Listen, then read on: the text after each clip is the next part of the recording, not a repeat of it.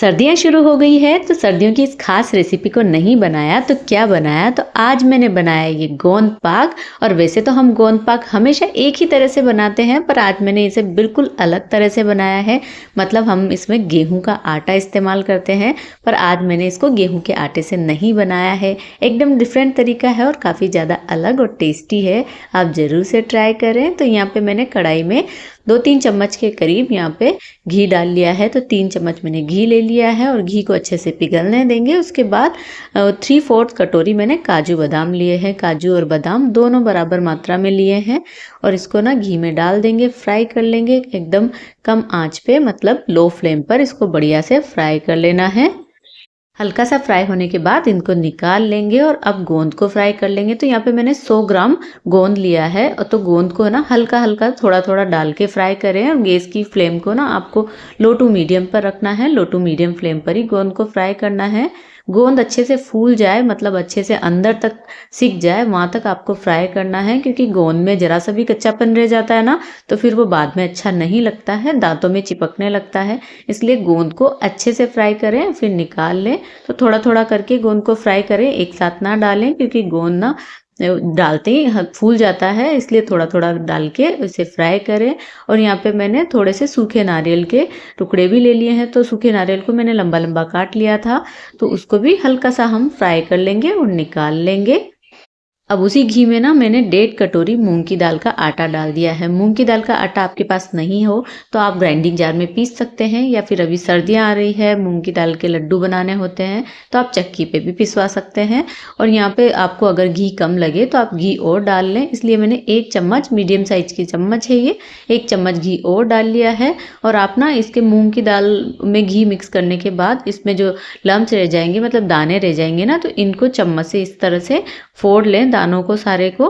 तो इस तरह से मिक्स करेंगे ना तो सारे दाने फूट जाएंगे। नहीं तो दाने रह जाएंगे, तो दाने फिर लास्ट तक रह जाते हैं ना, तो अंदर से कच्चे रह जाते हैं।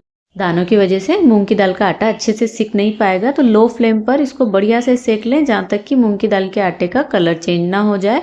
तो देखिए कलर चेंज हो गया है। अब इसमें मैं जिस कटोरी से मैंने आटा लिया था ना, उसी कटोरी से 1.5 कटोरी मैंने मावा डाल दिया है। तो मावा मैंने घर में बनाया है, तो घर का मावा या मार्केट का मावा आप कोई सा भी डाल सकते हैं। और मावे में भी जो लम्स हों उनको आप इस तरह से फोड़ लें, मतलब मावे को जो मूंग की दाल के आटे में अच्छे से मिक्स कर लें। थोड़ी देर तक इसे चलाते रहें। उसके बाद मैंने यहाँ पे 1.5 कटोरी के लगभग ही ये नारियल का बूरा लिया है। आप चाहें तो नारियल का बूरा थोड़ा कम भी डाल सकते हैं। तो नारियल के बूरे को भी अच्छे से मिक्स कर लें। और आपको नारियल के बूरे को अलग से सेकने की ज़रूरत नहीं है, इसी में थोड़ी सी देर पहले डाल दें और इसमें उसके साथ सेक लें। हल्का सा सिक जाए, बस इतना ही बहुत है। और उसके बाद गैस को ऑफ कर देंगे और बाकी तैयारी कर लेंगे। तो ग्राइंडिंग जार में सारे ड्राई फ्रूट्स डाल देंगे और ड्राई फ्रूट्स को है ना पीस लेंगे, ग्राइंड कर लेंगे। तो सारे ड्राई फ्रूट्स मैंने पीस लिए हैं और उसको भी जो मिश्रण है बाकी का उसमें डाल देंगे।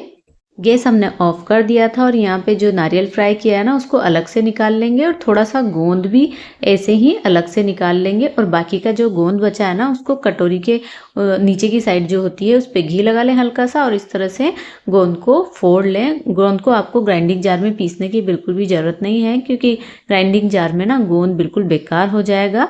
तो आप इस तरह से ही फोड़ें, गोंद को कटोरी से फोड़ लें। तो गोंद को फोड़ने के बाद इसमें सारे मिश्रण को एक साथ ही डाल दिया है और सारी चीज़ों को बढ़िया से मिक्स कर लेंगे। गैस हमने बंद की हुई है, गैस ऑन नहीं है। सारी चीज़ों को अच्छे से मिक्स कर लें और गैस को अभी ऑफ ही रखें।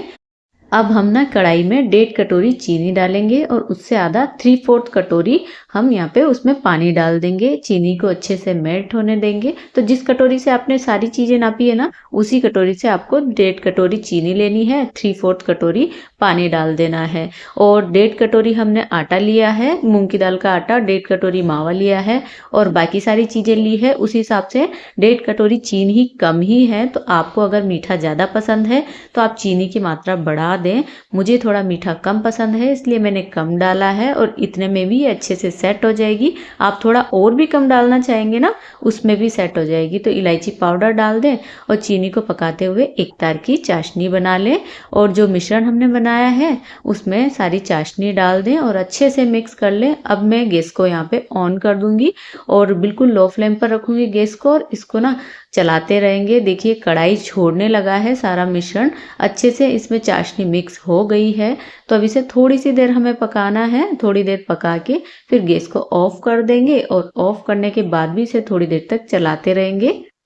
मतलब सारी चीज़ें अच्छे से मिक्स हो जाए और चलाते चलाते जो सारा मिश्रण है वो कढ़ाई छोड़ने लगे, तो इसका मतलब है ये सेट होने के लिए बिल्कुल तैयार है। मतलब आप इसे सेट करेंगे किसी भी प्लेट में तो ये आराम से जम जाएगी। तो प्लेट में हल्का सा घी लगा लें जिसमें आपको मिठाई सेट करनी है, मतलब गोंद पाक सेट करनी है, और सारा मिश्रण प्लेट में डाल दें। उसके बाद चम्मच से अच्छे से फैला लें और उसके बाद इसे बिल्कुल एक जैसी, मतलब कहीं से मोटी कहीं से पतली इस तरह से ना रहे, इसलिए कटोरी से इसे बढ़िया से दबाते हुए इसको फैला लें। एकदम किनारे इसकी बढ़िया से सेट कर लें। अच्छे से सेट करने के बाद जो गोंद हमने बचा रखा था ना, तो वो गोंद डाल देंगे। तो सभी साइड गोंद अच्छे से फैला दें। उसके बाद हाथ से इन्हें बढ़िया से दबा दें ताकि ये बढ़िया सेट हो जाए। और उसके बाद थोड़े से यहाँ पे मैं ड्राई फ्रूट्स भी डाल दूंगी। तो यहाँ पे मैंने पिस्ता डाले हैं, आप चाहें तो काजू बादाम की कतरन कुछ भी डाल सकते हैं या फिर स्किप भी कर सकते हैं। तो इसको ना थोड़ी देर हमें छोड़ देना है, 1-2 घंटे के लिए। और यहाँ पे मैंने जो नारियल भी फ्राई करके रखा था वो भी अच्छे से सेट कर देंगे और इसको मैं थोड़ी देर के लिए छोड़ दूंगी, मतलब 1 घंटे के लिए इसको सेट होने के लिए छोड़ दूंगी। उसके बाद इसको कट करूंगी। तो यहाँ पे मैंने 1 घंटे इसे रेस्ट पे छोड़ दिया है और उसके बाद इसे कट कर लें। अच्छे से सेट हो गई है, बिल्कुल भी मतलब ये चिपचिपी नहीं बनी है या फिर ऐसा भी नहीं है कि सेट नहीं हुई है, बढ़िया सेट हुई है। और चाशनी हमने ज़रूरत से ज़्यादा नहीं डाली है। आप चाहें तो इसे गुड़ में भी बना सकते हैं, पर मुझे गोंद पाक गुड़ में अच्छा नहीं लगता है इसलिए मैंने इसे चीनी में बनाया है। तो आप कम से कम चीनी में भी इसे बना सकते हैं। और मेरी ये मिठाई ज़रूरत से ज़्यादा मीठी नहीं हुई है, मतलब ये गोंद पाक इतनी मीठी नहीं हुई है क्योंकि मैंने इसमें सामग्री के हिसाब से चीनी कम ही डाली है। तो आप इतनी चीनी डालना चाहें तो इतनी चीनी डाल सकते हैं और आधी कटोरी चीनी और बढ़ाना चाहें तो भी बढ़ा सकते हैं, पर कम ही मीठा अच्छा लगता है इसलिए मैंने कम ही डाला है।